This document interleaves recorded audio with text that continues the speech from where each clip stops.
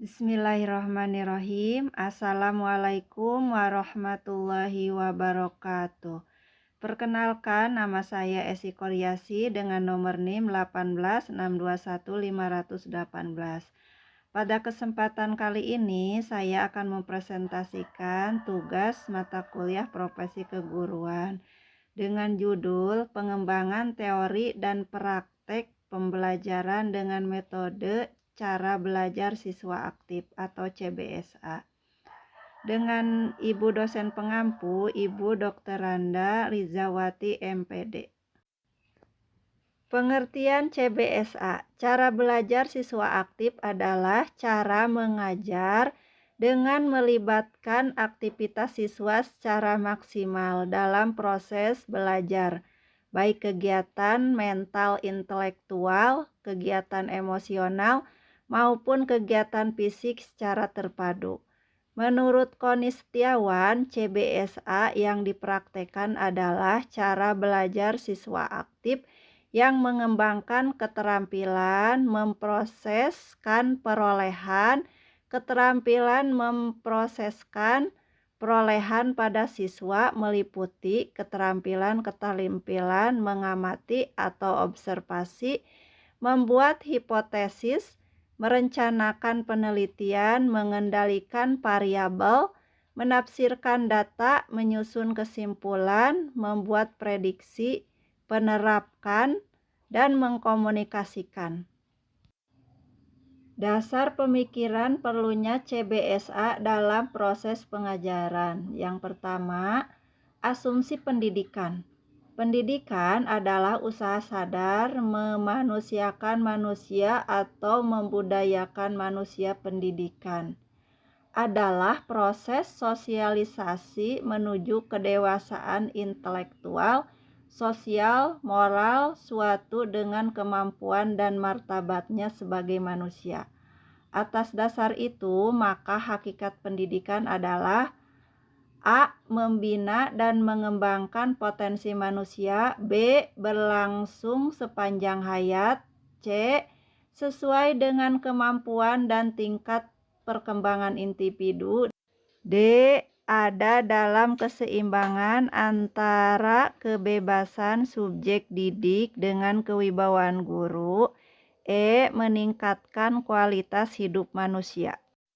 2. Asumsi anak didik. Asumsi anak didik didasarkan kepada A. Anak bukan manusia kecil tapi manusia seutuhnya yang mempunyai potensi untuk berkembang. B. Setiap individu anak didik berbeda kemampuannya. C. Individu atau anak didik pada dasarnya insan yang aktif, kreatif, dan dinamis dalam menghadapi lingkungan. D. Anak didik mempunyai motivasi untuk memenuhi kebutuhannya. Asumsi guru. Asumsi guru bertolak dari A. Bertanggung jawab atas tercapainya hasil belajar siswa. B. Memiliki kemampuan profesional sebagai pengajar. C. Mempunyai kode etik keguruan. D. Berperan sebagai sumber belajar, pemimpin belajar, dan fasilitator belajar, sehingga memungkinkan terciptanya kondisi yang baik bagi siswa untuk belajar. 4. Asumsi proses pengajaran. Beberapa asumsi proses pengajaran antara lain A. Proses pengajaran direncanakan dan dilaksanakan sebagai suatu sistem.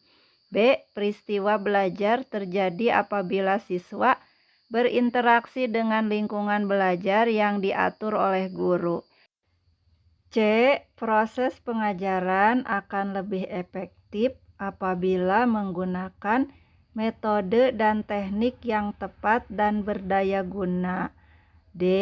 Pengajaran memberi tekanan kepada proses dan produk secara seimbang.